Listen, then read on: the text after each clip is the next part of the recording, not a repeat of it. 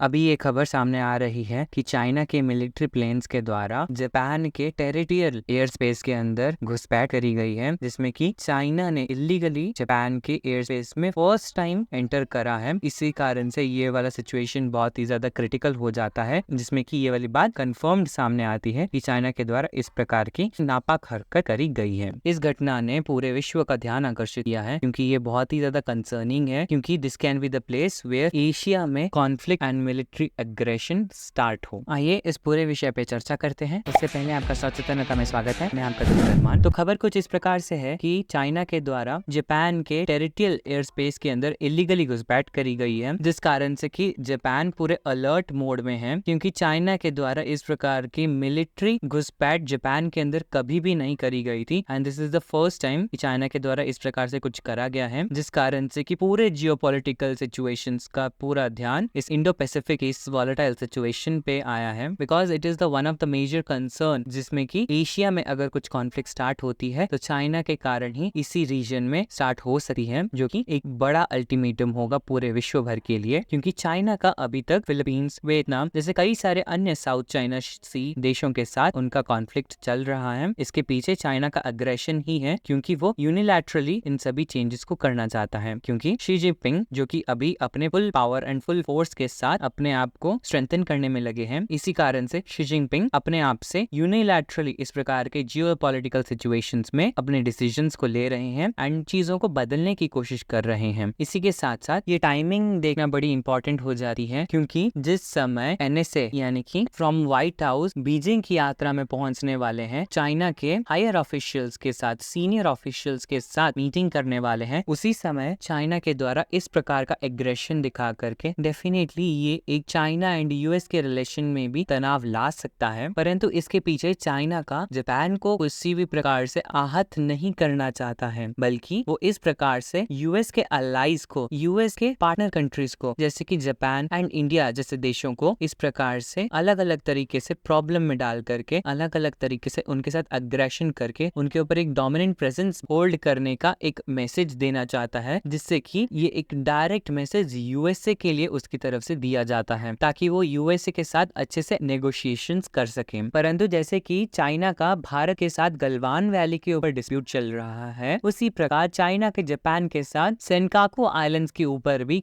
Dispute चल रहा है, जो कि हालांकि अभी के लिए जापान के द्वारा कंट्रोल किया जाता है, परंतु चाइना के द्वारा उसको अपनी टेरिटरी बताते हुए उस टेरिटरी को क्लेम करा जाता है। परंतु ये जापान के लिए भी बहुत ज्यादा कंसर्निंग हो जाता है, क्योंकि इस प्रकार से चाइना का एग्रेशन लगातार करना जापान के डिफेंस के ऊपर क्वेश्चन खड़ा करता है एंड जापान के खुद की संप्रभुता के ऊपर भी प्रश्न है। इसी कारण से जब जापान के द्वारा सेकेंड वर्ल्ड वॉर के बाद डिफेंस पर ज्यादा एक्सपेंडिचर नहीं किया जाने का निर्णय करा गया था, और ना ही किसी भी प्रकार के डिफेंस इक्विपमेंट्स का एक्सपोर्ट करा जाना था, परंतु जापान के द्वारा जब पहले 0.5% ऑफ जीडीपी ही स्पेंड करा जा रहा था, परंतु इस प्रकार के चाइना के हाल ही के एग्रेशन के कारण जापान अब अपनी डिफेंस के ऊपर 2% ऑफ इस जीडीपी खर्च करने के बारे में विचार कर रहा है। और इसी के साथ वो अपने no export of defence equipments की पॉलिसी से भी पीछे हट चुका है, क्योंकि अब वो अपने डिफेंस टाइज को कई देशों के साथ मजबूत करने में लगा है, जिससे कि उन्हें अपने डिफेंस को स्ट्रेंथन करने में कामयाबी मिलेगी। परंतु इसके साथ प्रेजेंट सिचुएशन में जैसे कि चाइना के द्वारा 9 प्लान के तहत संपूर्ण साउथ चाइना सी में कई सारे एरियाज को एंड बड़े एरिया को क्लेम करा जाता है, जिस कारण से कि वो साउथ चाइना सी के ऑलमोस्ट सभी कंट्रीज के साथ डिस्प्यूट रखना चाहता है, जिससे कि वो एक्सपेंशन कर सके। परंतु ये सभी कंट्रीज के लिए ये ज्यादा इंपॉर्टेंट हो जाता है कि वो चाइना का काउंटर कैसे करे, क्योंकि ये फिलीपींस एंड वियतनाम जैसे देश ताइवान की तरफ पूरी तरीके से यूएस के ऊपर डिपेंड नहीं कर सकते हैं, क्योंकि यूएस का सपोर्ट इस एरिया में तभी तक रहेगा इन देशों के लिए जब तक कि यूएस का इंटरेस्ट इस एरिया में है। इसी कारण से इन सभी देशों को एंड ताइवान जैसे कंट्रीज को भी अपने डिफेंस में चाइना के अगेंस्ट खड़ा होना होगा, जिसमें कि भारत को इन सभी का निश्चिंत ही साथ देना चाहिए। इस विषय में आप क्या राय रखते हैं कमेंट सेक्शन में अपनी राय जरूर लिखिएगा। इस वीडियो के लिए इतना ही। आपका सचेतनता में आने के लिए धन्यवाद। See you in the next video.